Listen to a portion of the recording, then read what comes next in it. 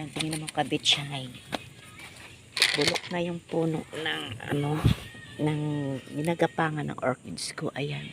So, kailangan ko maghukay at ibaon siya. Go. Ayan. Ay.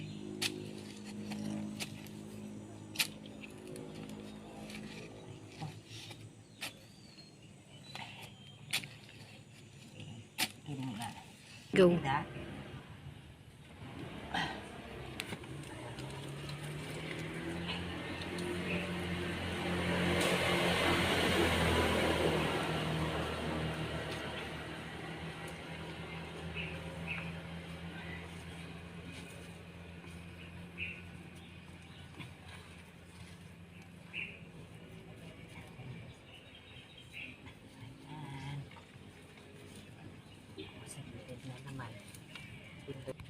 Ayan, naayos ko na yung kabitsay, yung anuhan ng orchids ko. Nabubulok kasi siya. Inaana yung puno. Kaya ayan, inaayos ko uli. Binaon ko uli siya. Ayan, kabitsay.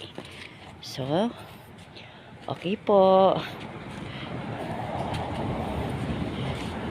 My mission is accomplished. Ayan. Bye-bye for now. God bless.